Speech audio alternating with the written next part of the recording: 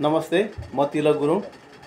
राष्ट्र राष्ट्रियता धर्म संस्कृति र नागरिक बचाउ महाअभियानमा आस्था राख्ने एउटा सदस्य हुँ र अहिलेको वर्तमान परिवेशमा हाम्रो देशमा बितिरहेको राजनीतिक परिवेश र अहिलेको जुन राजनीतिले एउटा लिएको चाहिँ कोल्टेड एउटा मोड छ, त्यस सन्दर्भमा अब के हुँदैछ, के हुन गइरहेको छ, परिणाम के हुनेवाला छ इत्यादिको सन्दर्भमा लाई लिएर हाम्रो यस राष्ट्र राष्ट्रियता धर्म संस्कृति र नागरिक बचाउ महाअभियानको सचिवालय सदस्य हुनुहुन्छ यदुनाथ सिग्देलज्यू।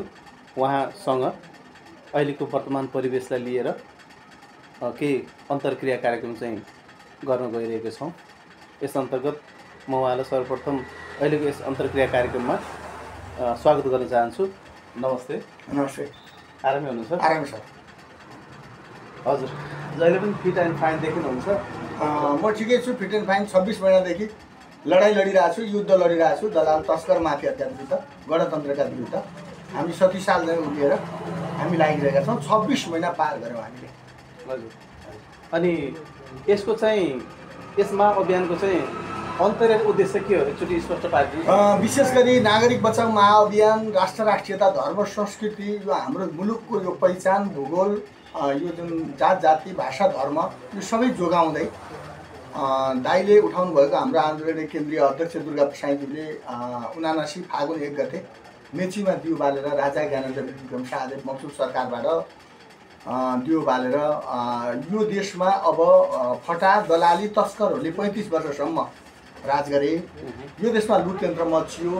लोकतन्त्रको नाउँमा र गणतन्त्रको नाउँमा जनतालाई बेकुफ बनाएर, अहिले पनि बलिको बोको बनाएर 17,000 मान्छे गिनेर झापा हत्याकाण्ड घटाउने कम्युनिस्टहरू आज लेनिनवाद र तपाईँको माओवादको नाउँमा, कार्ल मार्क्सको नाउँमा विदेशी चाहिने तपाईँको चाहिने विचारलाई नेपालमा लादेर अनि देशमा भएका जनतालाई बलिको बोको बनाएर अनि 884 छोटो राजाले फेरि प्रदेश विभाजन गरेर यो सङ्घीय लोकतान्त्रिक गणतन्त्र लुटतन्त्र मचाइयो र 26 खर्ब ऋण बकाइयो।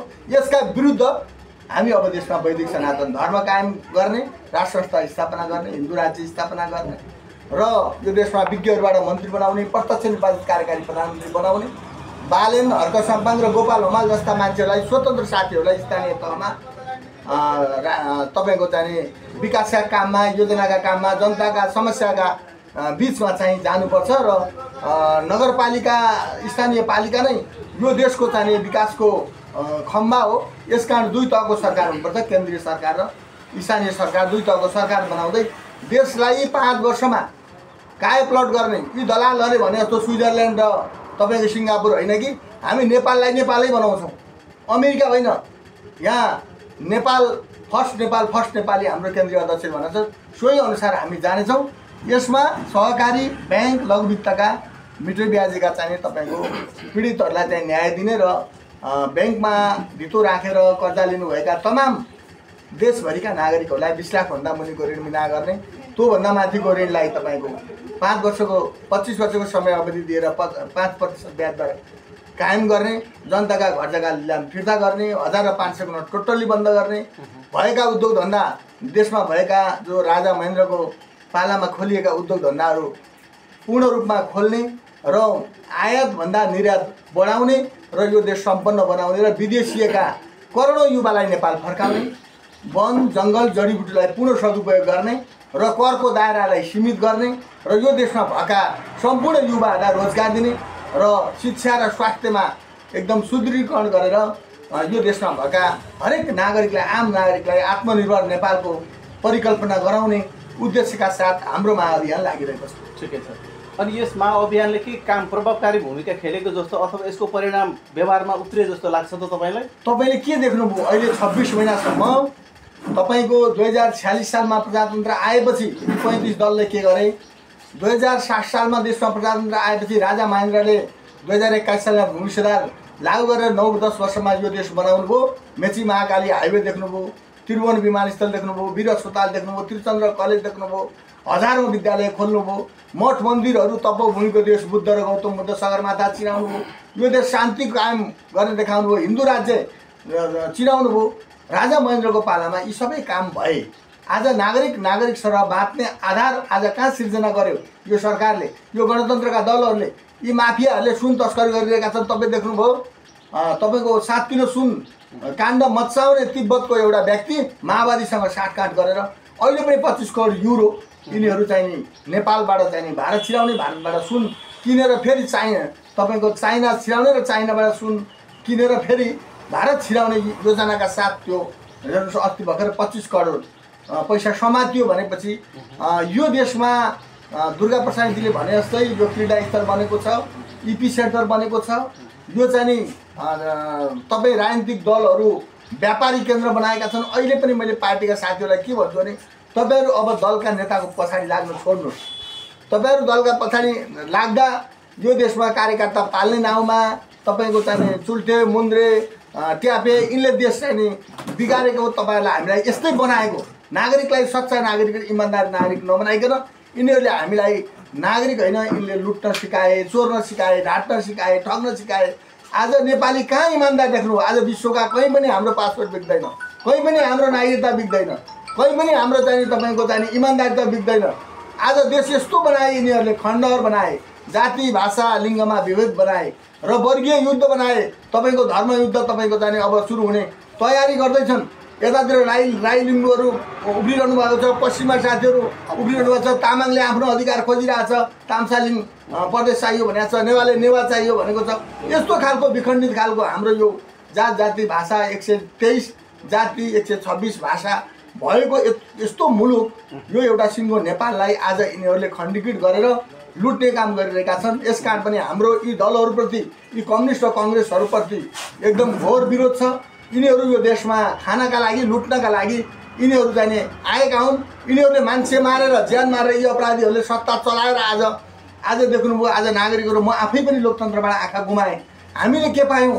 नागरिकले के पायो? मैले आँखा गुमाउँदा मेरो छिमेकीको घरमा आगो चुलो बोल्यो कि बोलेन, एक साथ खाना पायो कि पाएन, उसले राम्रो लाउनु पायो कि पाएन, उसका छोराछोरी राम्रो स्कुलमा पढ्छ कि पढ्दैनन्, उसले राम्रो खालको व्यवहार नैतिक शिक्षा पढेको छ कि छैन, आदर्श पढेको छ कि छैन, माटो भूमि नेपाल यो बुद्ध र सगरमाथा चिनाएको छ कि छैन, नागरिकले नागरिक सरह व्यवहार गरेको छ कि छैन, आज यो देखियो त।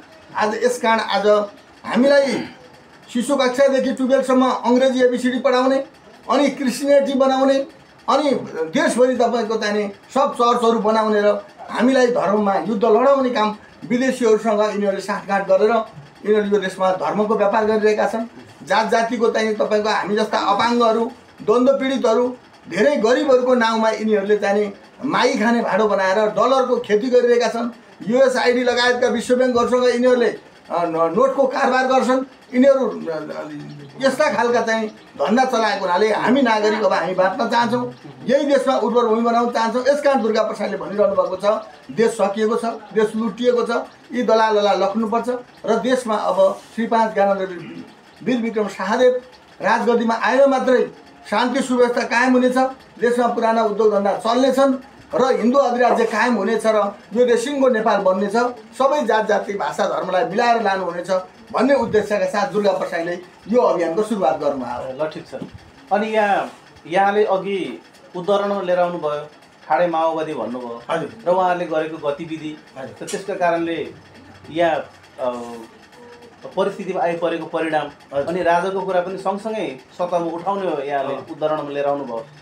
उहाँहरू भन्नुहुन्छ कि उहाँहरूले राजालाई चाहिँ अहिले राजा ज्ञानेन्द्र हुनुहुन्छ, अब कसैले सोझै राजा भनेर सम्मान गर्नुहुन्छ, कसैले पूर्व राजा पनि भन्नुहुन्छ। जे होस्, मैले अब पूर्व राजा ज्ञानेन्द्र भनौँ, पूर्व राजा ज्ञानेन्द्रलाई उहाँले चाहिँ एकदम सङ्गीन दोष र आरोपहरू पनि लगाउनु भएको छ, जस्तो मूर्तिश्वर भन्नुभएको छ, भाइमारा भन्नुभएको छ।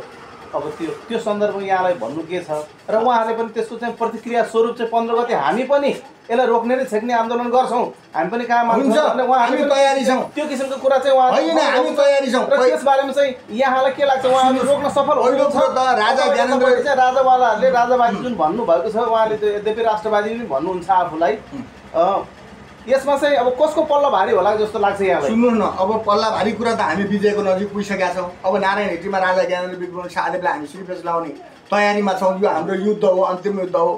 पहिलो कुरा त तपाईँलाई के भन्छु भने, प्रचण्डजीलाई मेरो अनुरोध के छ भने, तपाईँले 17,000 मान्छे जिम्मा नलिए नि 5,000को जिम्मा लिएको त तपाईँलाई थाहा छ। उहाँले 5000 को जिम्मा लिएर युद्ध लडेर यत्रो चाहिने तपाईँको गणतन्त्र आइरहँदा जनताका छोरीछोरी विदेश गएर गुलाम बन्नुपर्ने त्यो रेमिटेन्सले यिनलाई चाहिने प्राडो पजेरो अनि के चलाउनु पर्ने सबै चलाउनु पर्ने र अहिले मूर्ति चोर तपाईँले के चोरिरहनु भयो अहिले तपाईँ जुम्ला हुम्ला कालीकोट रुकुम रोल्पामा चप्पल पड्काएको प्रचण्डज्यू तपाईँ भारतमा गएर नेपालमा युद्ध मचाएर 17,000 मान्छेको टाउको काट्ने तपाईँ दलाल हो कि राजा ज्ञानेन्द्र मूर्ति चोर भन्ने आरोप के प्रमाणित गर्नुहोस् न राजदरबार हत्याकाण्ड के ज्ञानेन्द्रले गर्नुभयो भने प्रमाणित गर्नुहोस् तपाईँ मदन भण्डारीको हत्या कसले गरा केपी ओलीलाई मेरो प्रश्न तपाईँले खै प्रमाणित गरा हैन तपाईँहरू त तपाईँले बुढी गण्डकी 3 अरब रुपियाँ तपाईँहरू खाएको हो कि होइन बुढी गण्डकी आयोजनाबाट बाबुराम भट्टराईले प्रत्यक्ष भनिसक्नु भएको छ त तपाईँहरू युद्ध गर्ने आन्दोलन गर्ने सत्ता कसरी प्राप्त गर्न सकिन्छ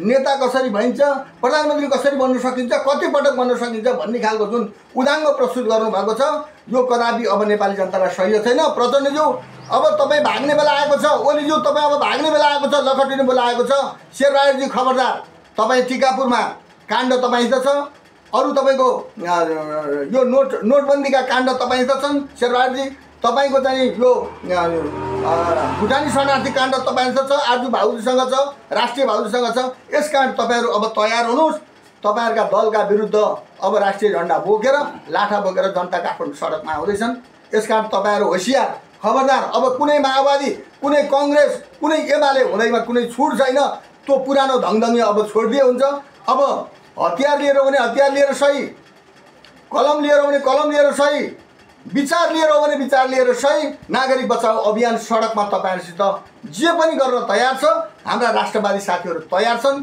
अहिले तपाईँले देखिरहनु भएको राप्रपाका साथीहरू राजावादी साथीहरू अरू राष्ट्रवादी साथीहरू अरू दलका चाहिँ राष्ट्रवादी नेताहरूलाई हाम्रो अनुरोध के छ भने अब दुर्गा प्रसाईले उठाउनु भएको नेतृत्व जुन नागरिक बचाउ महाअभियान हो यो विशुद्ध झन्डामुनि तपाईँहरू सबै राष्ट्रिय अभियन्ताहरू आउनुहोस् एकता भएर यो चैत 15 गतेको आन्दोलन तपाईँ हामी सबै मिलेर यी गणतन्त्र दलहरूलाई लखट्नुपर्छ अन्यथा हामी सबै सकिन्छौँ सिद्धिन्छौँ हाम्रो देश खाली हुन्छ हिमाल पहाड तराई खाली भइसकेको छ तपाईँहरू एउटा बाटो देखाएर घाटो देखाएर पुल सडक देखाएर कुनै चाहिँ एयरपोर्ट देखाएर र भजाएर खाने काम नगर्नु होला तपाईँहरूले चलाएको बनाएको विकासको गौरवशाली योजना आयोजनामा तपाईँहरू 50% भन्दा बढी भ्रष्टाचार गर्नुभएको छ यसको छानबिन अझ व्यवस्था पल्टाएपछि दुर्गा प्रसाईको नागरिक सरकारले गर्छ राजा आएपछि राजाले मौसम सरकारले गर्नुहुन्छ यसको हिसाब किताब अब अख्तियारका प्रमुख तपाईँ अरू चाहिँ जुन निकायमा हुनुहुन्छ तपाईँहरू न्यायालयका प्रमुख खोजी तिनीहरूको हिसाब किताब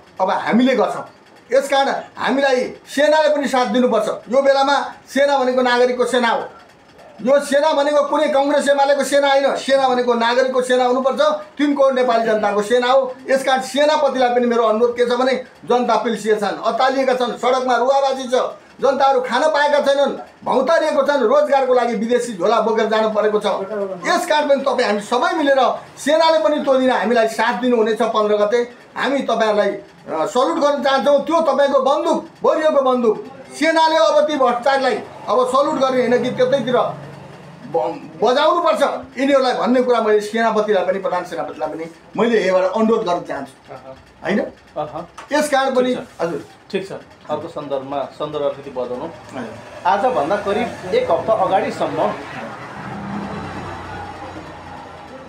नेपाल कम्युनिस्ट पार्टी माओवादी प्रचण्डप्रति जनताको अलिकति उहाँले चान्स पाएकै बेलामा भ्रष्टाचारीहरूलाई कारबाही गर्छु कि भने जस्तो अलिकति उहाँले केही त्यस्तो नमुना देखाउनु खोज्नु भएको जस्तो भान हुन्थ्यो र त्यस कारणले गर्दाखेरि जनताको उहाँप्रति केही न केही सहानुभूति रहेको जस्तो त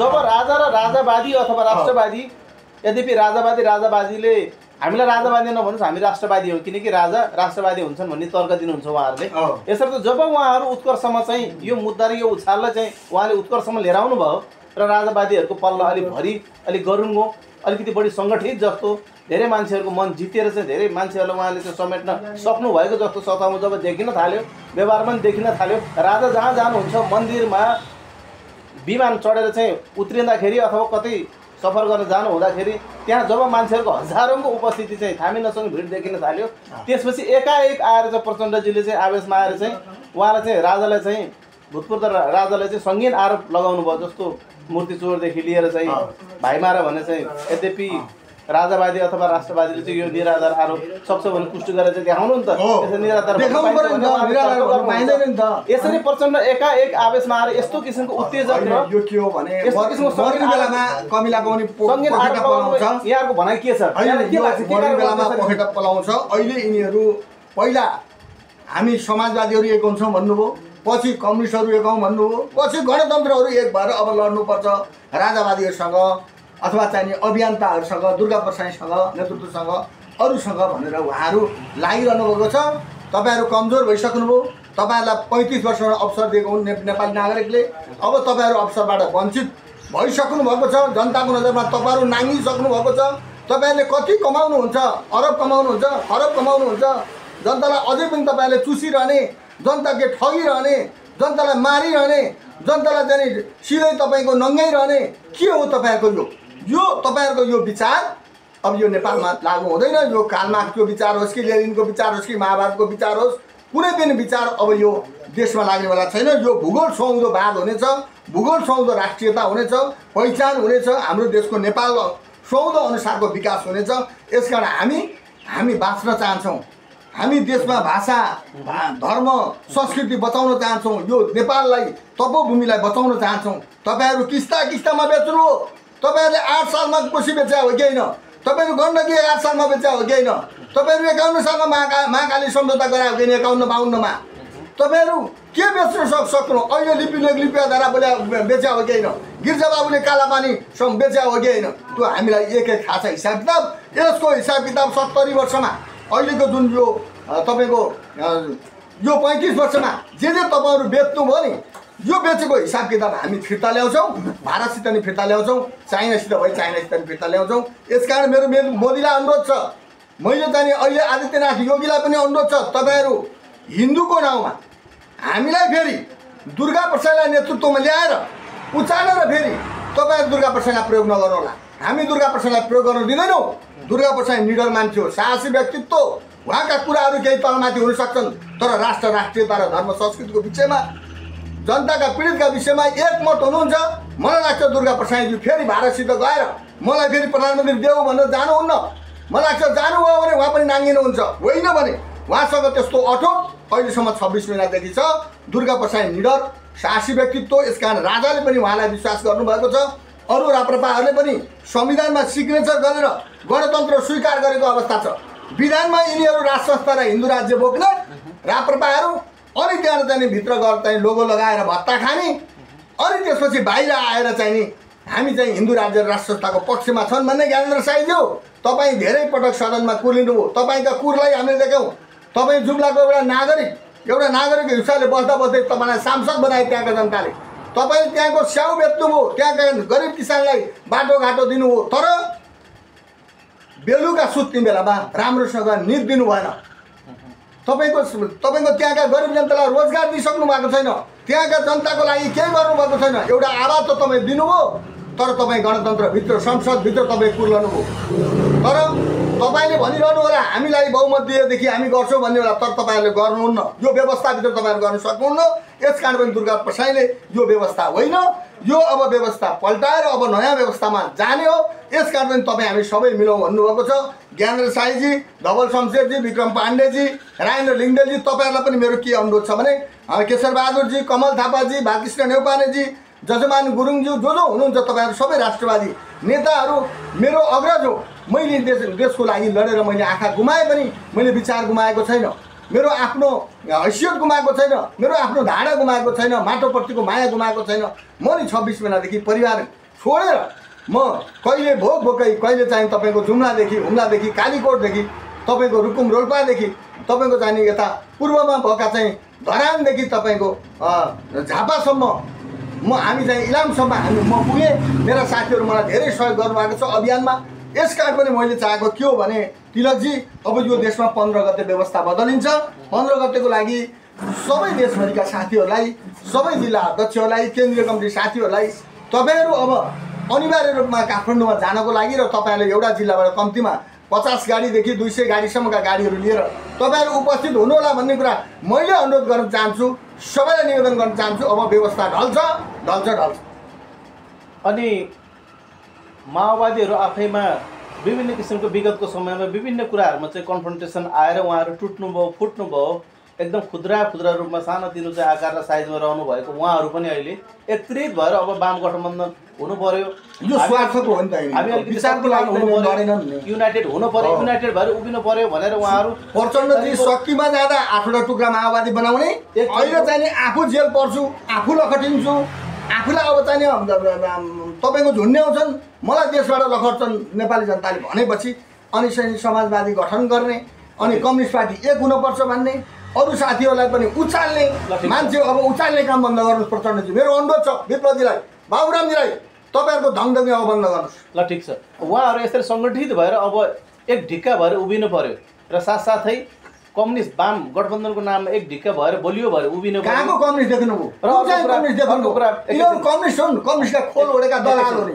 एकैछिन त्यसपछि उहाँहरूको अलावा उहाँहरूले एमालेलाई एकीकृत नेकपा एमालेलाई पनि उहाँहरू आह्वान गरिराख्नु भएको छ एकीकृत समाजवादीलाई पनि आह्वान गरिराख्नु भएको छ कङ्ग्रेसलाई पनि उहाँहरूले आह्वान गरिराख्नु भएको छ भनेपछि उहाँहरू यो सबैजना मिलेर सबै तह र तबका मिलेर एक ढिक्का भएर उभिनु भयो भने अब यतापट्टि यतापट्टि राजा अथवा राष्ट्रवादी भनेर उहाँहरूले आफ्नो 90% नेपाली जनताले पल्ला भारी होला उहाँहरूको चाहिँ पल्ला भारी होला कि यतापट्टिको पल्ला भारी होला यहाँले कसरी लिनुहुन्छ 25 गते मौसिफ सरकार पोखराबाट काठमाडौँको त्रिभुवन विमानस्थलमा ओर्लाउँदाखेरि तपाईँको 5 लाखदेखि 10 लाख मान्छेको त्यत्रो लाइन थियो हामी जति पनि नारायण हिँड्दै छिराउन सक्छौँ राजालाई तर हामीले यसो गरेनौँ हामी अझै पनि जनतालाई चेतना दिन चाहन्छौँ तपाईँहरू सबै देशभरिबाट आउनुहोस् अब 15 गते भन्दा उता जाँदैन गयो भने हामी वैशाख 11 भित्र नारायण हिटीमा राजालाई राखेर सेनालाई चाहिँ हाम्रो ठाउँमा राखेर आफ्नो ठाउँमा बसेर अब देशमा व्यवस्था पल्टाएर नयाँ व्यवस्थामा जाने र 2046 सालको संशोधित संविधान 2046 सालको संविधान 47 सालको संविधानलाई पुनर्गठित गर्दै राजाले फेरि आह्वान गर्नुहुनेछ देशमा फेरि नयाँ ढङ्गले चाहिँ तरिकाले जान्छ यी दलाल तस्कर र माफियाहरूलाई हामीले जेल हाल्छौँ र यिनको हिसाब किताब त्यति बेला तयारी के छ त्यसो भए यहाँहरूले चाहिँ यी जुन भनिरहेको छन् अब यतापट्टि वादी सोच्यो भने उतापट्टि उहाँहरूले यो खालको चाहिँ आह्वान गरी उहाँहरू प्रतिवादी हुनु होला उहाँहरूले आफूले वादी ठान्नु भएको छ भने तपाईहरु जुन भनिरहनु भएको छ तपाईहरु उहाँले प्रतिवादी ठान्नु होला तर तपाईलाई के लाग्छ अब कम्युनिस्ट पार्टीका उहाँलाई परास्त गर्न सक्नुहुन्छ दम तागत त्यस्तो सुन्नु तर त्यो ल्यागत पुग्छ भन्ने तपाईलाई लाग्छ कम्युनिस्ट अभियानको पुग्छ भन्ने लाग्छ तपाई कम्युनिस्ट पार्टीका पछि मान्छे को छन् भने जसले नेकपा एमालेमा सांसद पटक पटक खायो हेर्नुस् है पटक पटक मन्त्री खायो पटक पटक केन्द्रीय सदस्य खायो पटक पटक मेयर खायो पटक पटक वडा अध्यक्ष खाए ती दलालहरू ती दलालले पार्टी छोड्दैनन् न माओवादीले छोड्छन् न एमाले छोड्छ न काङ्ग्रेसले छोड्छ त्यो खाइपाइ आएको छोड्छ खाइपाइ आएछ पुस्तौँदेखि खाएको छ आफूले खाएको छ आफ्ना छोराछोरीलाई नाति नातिनीलाई इष्टमित्रलाई सबैले खुवाएको छ अनि त्यसले छोड्छ यस कारण पनि हाम्रो भनाइ के हो भने तपाईहरु यिनका पछाडि नजानुस् कृपया नागरिक हो भने तपाईहरु स्वतन्त्र नागरिकको हिसाबले राष्ट्रिय झण्डा बोकेर आउनुस् नागरिक बचाउ अभियानमा आउनु पनि पर्दैन तपाईहरु स्वतन्त्र रूपमा 15 गते आउनुस् न हेर्नुस् हाम्रो तागत कति छ र यिनीहरुको पछि लाग्दा लाग्दै 35 वर्षमा तपाई पनि विदेशी हुनुभयो तपाईले छोराछोरीलाई पनि विदेश गएर पठाउनु भयो तपाईले नाति नातिनीलाई नै पठाउनु हुन्छ तपाई 10औं पुस्ता तपाईको पुस्तौं पुस्ता विदेशी न बाध्य हुन्छ अनि नेपाल के हुन्छ स्थिति देश के हुन्छ आज यही झै झगडाले गर्दा आज यही अशान्तिले गर्दा आज विदेशीहरूले परेड खेल्ने क्रीडा स्थल बनाइसके यसकारण पनि मेरो अनुरोध के हो भने तपाईहरुले धेरै भो देशमा राजनीति गर्नुभयो धेरै मान्छेलाई बलिको बोको बनाउनु भयो धेरै भोट बैंक बनाउनु हो तपाईहरुसित तागत थियो भने तपाईहरुले 2 वर्षमा बन्ने संविधान तपाईहरु 10 वर्षमा पनि बनाउन सक्नु भएको छैन अहिले 18 वर्षसम्म पनि तपाईहरु संविधान बनाउन दिन सक्नु भएको छैन अझै कानुन बनाउँदै हुनुहुन्छ तपाईहरु अझै उपसमिति गठन गरेर लुट्दै हुनुहुन्छ तपाईहरु अहिले पनि तपाईको 1 खर्ब रुपैयाँ संविधान बनाउँदा यिनीहरुले सके ल भन्नुस् यो देश एउटा संविधान बनाउँदा 1 खर्ब रुपैयाँ लुट्ने यिनीहरु तस्कर हैन यिनीहरु डाका हैनन् यिनीहरु चोर हैनन् यी दलाल हैनन् यिनीलाई दलाल नबनेर कसले भन्ने हामी नागरिक सबैले भन्नुपर्छ अब बेला आयो तपाईहरु बोल्नुस् तपाईहरु जेल पर्नुहुन्छ भनेर तपाईले डराउनु भएन कसैले कुट्छ भनेर बोल्नु डराउनु भएन तपाईलाई कसैले घरमा आएर धम्काउँछ भनेर नडराउनुस् तपाई एक्लै भए पनि उठ्नुस् म 7 पटक जेल परेको मान्छे अहिले पनि 3 ठाउँबाट मेरो पक्राउ पुर्जी छ हुन सक्छ मलाई कुनै पनि बेला प्रहरीले समात्न सक्छ म गएर बस्न तयार छु म गोली खान तयार छु तिलकजी। तर यो व्यवस्था ढल्छ, 1 ढल्छ, 2 ढल्छ, 3 ढल्छ। यो कुरामा सबै नागरिकहरू स्वतन्त्र झन्डा बोकेर, नेपाली झन्डा बोकेर स्वतन्त्र रूपमा तपाईँहरू काठमाडौँ आउनको लागि मैले आह्वान गर्छु। अब पार्टीको झन्डा बोक्नुभयो भने तपाईँहरूको पनि धेरै समय टिक्नेवाला छैन। तपाईँहरू यो कुरा ख्याल गर्दा हुन्छ। त्यसो भने यो महाअभियानको केन्द्रीय सचिवालयको प्रमुख व्यक्तिमध्येको एकजना तपाईँ पर्नुहुन्छ। हजुर, म विभागीय प्रमुख हो। मैले प्रशिक्षण विभागको जिम्मेवारी लिएको छु। अहिले पनि म देशभरि हिँडेको छु। म 70 जिल्लामा सङ्गठन बनाउने काममा म हिँडेँ। अहिले पनि साथीहरू हुनुहुन्छ, केन्द्रीय सचिवालय र विभागीय प्रमुखमा साथीहरू हुनुहुन्छ। जस्तो हाम्रो सङ्गठन विभाग प्रमुख प्रेम थापा हुनुहुन्छ, महिला विभाग प्रमुख विष्णु बोहरा छेत्री हुनुहुन्छ, ऋण एसोसिएसनमा देवी सङ्ग्रौला हुनुहुन्छ। तपाईँको युवा नेतृत्वमा हाम्रो पूर्वको हाम्रो दुरेन राई हुनुहुन्छ। हाम्रो केन्द्रीय अध्यक्ष तपाईँको दुर्गा पस्काई हुनुहुन्छ। प्रवक्ताको रूपमा माधव कल्पित हुनुहुन्छ। विभागीय जिम्मेवारी हामी सबैको छ। केन्द्रीय सदस्य हामी 501 भन्दा बढी छौँ। हाम्रो सचिवालयको टिम 51 जनाको छ र हामी जिल्ला कमिटी हरेक 70 जिल्लामा हाम्रो जिल्ला कमिटी छ। जिल्ला कमिटी 51 सदस्यीय छ, नगर कमिटी 31 सदस्यीय छ, वडा कमिटी 21 सदस्यीय छ। हामी यसरी नै हाम्रो जाने विकास क्षेत्रमा पनि कमिटी छ। हाम्रो अञ्चलमा पनि तपाईँको 51 देखि 101 सदस्यीय अञ्चल कमिटी छ। हाम्रो देशभरि सञ्जाल छ। हामी सङ्गठित छौँ। हामी कहिलेकाहीँ त्यही भित्र पनि हाम्रा विचारहरूमा तलमाथि गर्छौँ। हामी हाम्रो विचारमा एकरूपता छ। हामी बाहिर जाँदा मिडियामा एक भएर बोल्छौँ। हामीलाई केही चाहिएको छैन। न दुर्गा प्रसादलाई प्रधानमन्त्री चाहिएको छ, न यदु सिग्देललाई केही पद चाहिएको छ, केही चाहिएको छैन। म जस्ता दुखी पीडित सरबार आज मरे, घाइते भए, अपाङ्ग भए, के दियौ तिमीले आज देखाइदेऊ हामीलाई। हामीले यो दियौँ, यो गऱ्यौँ भन जनताका लागि। गरेको भए आज यो स्थितिमा आउँथे जनता। आज तपाईँको 8% ब्याज दर लगाएर 1 वर्ष पुग्दा नपुग्दै 12, 14, 24, 20 बनाएर जनताका घर जग्गा लिलाम गर्ने दलाल तिमीहरू केही बोल्न सक्दैनौ। राष्ट्र ब्याङ्कसँग कुरा गर्न सक्दैनौ, यी माडवारीका ब्याङ्कहरूसँग कुरा गर्न सक्दैनौ भने तिमीहरू के खान्छौ? तिमीहरूले भात खाने र हामीले भात खाने एउटै हो जस्तो लाग्दैन। यसकारण तिमीहरू यो देशका लागि गरेका हौ, तिमी प्रधानमन्त्रीमा बसेका हौ भने यो देशका लागि केही गरेर म र तिम्रो फोटो जलिने अब तयारीमा छ। तिम्रा फोटा भित्तामा होइनन्, तिम्रा फोटा पैतालामा जानेछन्। तिम्रा जो सांसद भौ, जो मन्त्री भौ, जो प्रधानमन्त्री बनौ, 5 पटक, 6 पटक, 10 पटक प्रधानमन्त्री बन, अझै कति पटक बन्न तयार हुनुपर्छ बन। तर नेपाली जनतालाई यसै दुःख दिएर बन्ने होइन, सुख दिएर बन्नु पर्यो, देश बनाएर बन्नु पर्यो, देशमा रोजगार दिएर बन्नु पर्यो। हामीसँग यी हातहरू छन्, यी हातले परिश्रम गर्न पाउनु पर्यो नि तिलकजी। म आँखा नदेखि मैले म 8 घन्टा काम गर्न पाउनु पर्थ्यो नि त। आज खै काम। तपाईँ जस्ता युवाहरू यसरी पत्रकारिता बोकेर हिँड्नु पर्थ्यो। आज हजारौँ पत्रकारहरू, युट्युबरहरू हिँडिरहनु भएको छ, पीडा बोकेर हिँडिरहनु भएको छ। तपाईँ हाम्रो हातमा श्रम हुन्थ्यो, सिप हुन्थ्यो भने तपाईँहरूले 50,000 तलब खान पाउनुहुन्थ्यो। आज पुलिस प्रहरी सेनाहरूलाई तपाईँ जुन तलब दिएको छ, शिक्षकहरूलाई, कर्मचारीलाई तलब दिएको छ, त्यो तलबले 1 महिनाको चाहिँ तपाईँको खाने खुराक पुग्दैन। तपाईँको मासिक तपाईँको चाहिँ 30,000, 25,000 देखि 30,000 न्यूनतम खर्चदारको तलब हुन्छ। त्यो तलबले आफ्नो परिवार पेट पाल्न सक्दैन। उसले आफ्नो सुविधाको लागि हिँड्न पाउँदैन, रमाइलो गर्न पाउँदैन, आफ्नो परिवारसँग बसेर घुलमिल हुन पाउँदैन भनेपछि त्यो तलबले महिनाभरि चाहिने गुजरात चलाउन गाह्रो हुन्छ भनेपछि यो सरकारले के गर्दैछ? हामीलाई उल्टो 26 खर्ब ऋण बोकाएर हामीलाई उल्टो चाहिने एउटा नेपालीको टाउकोमा 90,000 त अहिले तपाईँको 27 खर्ब ऋण बोक्यो। अस्तिको डाटासम्म 27 खर्ब नेपालीले ऋण बोकेको छ। एउटा नेपालीको टाउकोमा 90,000 पुगेको छ। ल भन्नुहोस्, 90,000 हामी बोक्दै गर्दा हाम्रो पनि ऋण छ, राष्ट्रिय ऋण छ। नागरिकहरू जो व्यवसाय गरेर पीडित हुनुहुन्छ ती पीडितहरूको पनि ऋण बोकिरहेको छ। आज ब्याङ्कले हामीलाई घर जग्गा लिलाम गरिरहेको छ, हामीलाई सडकमा ल्याएको छ, लाखौँ मान्छेलाई कालो सूचीमा पारेको छ। ब्याङ्कका दलाल माफियाहरू अझै अराजक शैलीले प्रस्तुत भएका छन्। खबरदार, तपाईँहरू ब्याङ्क चलाउने हो कि तपाईहरू पैसाका दोकान थापेर माडवारीहरूसित मिलेर साँठगाँठ गरेर देशलाई बर्बाद गर्न हिँडेको? तपाईँहरूका ब्याङ्क छोडिन्न, तपाईँहरूका चाहिँ जे तपाईँहरूका चाहिँ ऊ छन् त्यो हामीले छोड्दैनौँ। यो कुरा ख्याल गर्दा हुन्छ ब्याङ्कहरूले पनि। र तपाईँहरू जो कुर्सीमा बसेर आज नागरिकलाई सुख दिन्छु भनेर वडा कार्यालय खोल्नुभएको छ र तपाईँहरूले सिधै चाहिँ तपाईँको त्यो घर जग्गा बाटो गरेर मान्छेलाई तपाईँहरूले नङ्ग्याउँदै हुनुहुन्छ घर बाटोको सिफारिस दिएर भने वडा अध्यक्ष ख्याल गर्नु होला। तपाईँहरूका हात काटिन्छन्, ख्याल गर्नु होला। नागरिकले काट्छन्, हामीले काट्नु पर्दैन। नागरिक आउँछन्, उत्रिन्छन् सडकमा। यसकारण जनताका घर जग्गा लिलाममा वडा अध्यक्षले सिफारिस नगर्नुहोस्। खबरदार, अब तपाईँको व्यवस्था ढल्छ र तपाईँहरूलाई कुर्सीबाट सडकमा तान्छन् नागरिकले। यो कुरा हेक्का राख्दा हुन्छन्। पार्टी कसैका पनि होइनन्। नागरिक सबै यो देश र जनताका निम्ति नागरिक जन्मेका हुन्, हुर्केका हुन्, पालिस पोसिस भएका हुन्। विचार कहिलेकाहीँ मान्छेका चाहिने विचारहरू कहिलेकाहीँ तपाईँको कोही पार्टीमा गयो होला, केही गर्छको भन्ने आश भएको होला। तर आज आश चाहिँ, भरोसा चाहिँ निराशामा परिणत भयो। पीडितहरू धेरै दुखी भएका छन्। आज तपाईँ अस्पताल जानुहोस्, लाखौँ रुपियाँ चाहिँ तपाईँको तिर्दा पनि त्यो एउटा जहाँ ज्वरो आएको, कहीँ खुट्टा भाँचिएको, कहीँ उपचार गर्नु पऱ्यो, अपरेसन गर्नु पऱ्यो भने लाखौँ रुपियाँले पनि पुग्दैन। कस्तो खालको महँगो स्वास्थ्य हो, कस्तो खालको महँगो शिक्षा हो, केही देख्नु भएको छ तिलकजी? तपाईँ कृषि हो, किसान व्यवसाय हुनुहुन्छ भने किसानले मलबिउ तपाईँको अनुदानमा पाउँदैन। यहाँ झोलामा हुने किसानले चाहिँ तपाईँको जाने लाखौँ करोड रुपियाँ खाएको छ, त्यो पनि पार्टीको झोले कार्यकर्ता बनेर खाएको छ। उसैले झन्डा बोकेर हिँडेको छ, उसैले पाखुरा तिग्रा देखाउँछ। हेर्नु, त्यही पार्टीको मान्छे आइज भन्छ।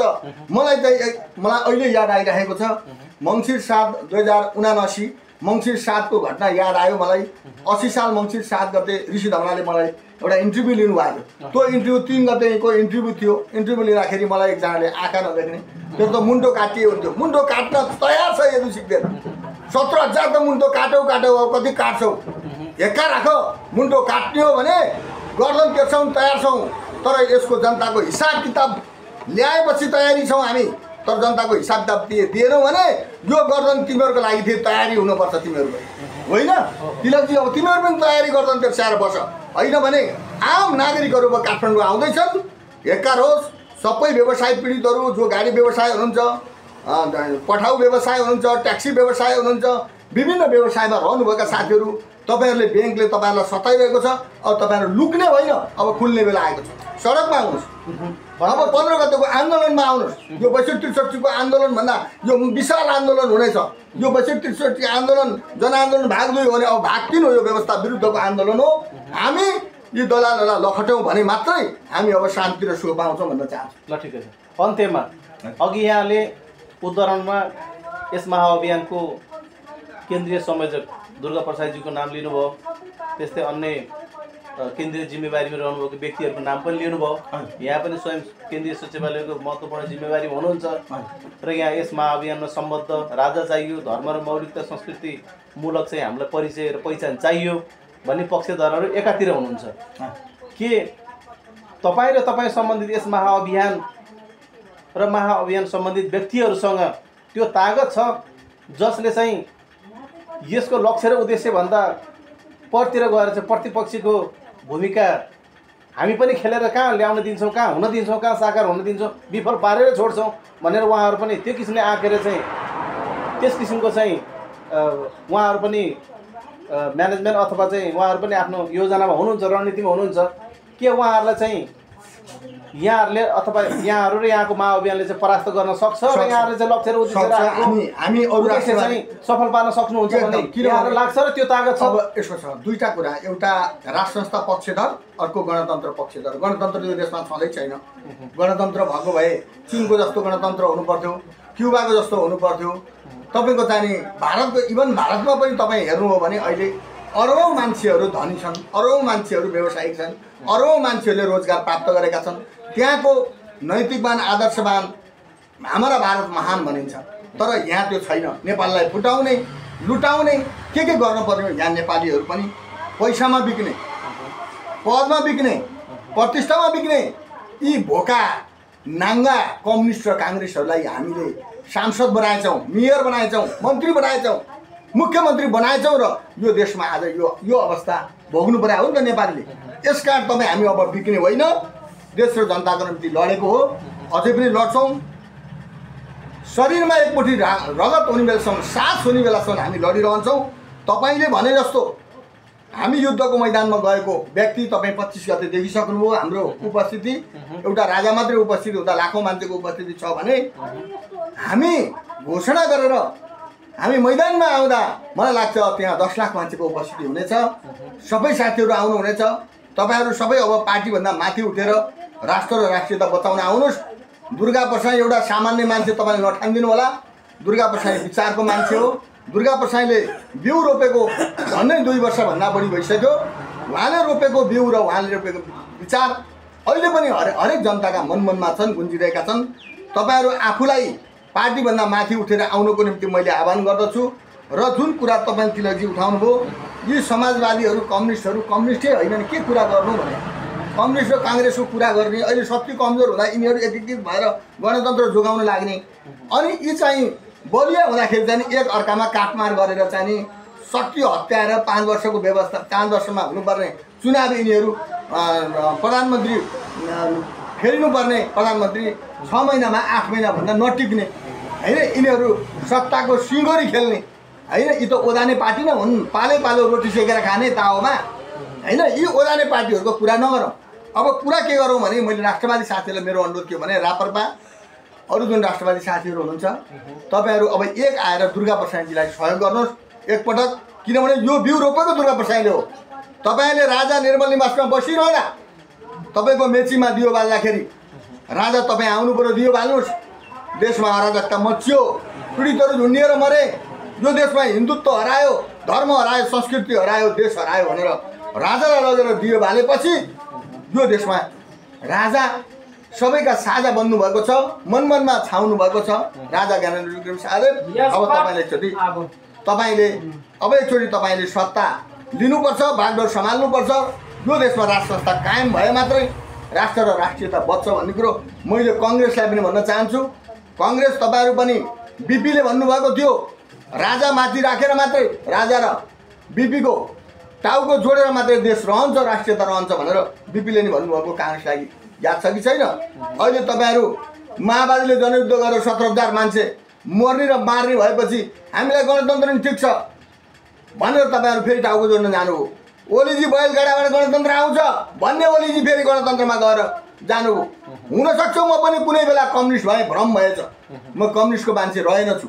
आज थाहा भयो 3 वर्ष म कम्युनिस्ट पार्टीमा छैन, अहिले 30 वर्षदेखि कम्युनिस्ट पार्टीमा लागेँ, एमालेको केन्द्रीय सदस्य भएँ। 3 वर्षदेखि मैले यी भोका कम्युनिस्टहरूको विचार आचार, यिनीहरूको चाहिँ स्वरूप, यिनीहरूको चलाएको धन्दा देखेर बुझेर सहन नसकेर सडकमा आएर राष्ट्र राष्ट्रियताको झन्डा उठाउन लागेको। यसकारण पनि तपाईँहरू पनि सबैजना अब यो देश बचाउने र बनाउने हो भने, यो सुखी र समृद्धि नेपाल बनाउने हो भने अब यो व्यवस्था फाल्नुको विकल्प छैन।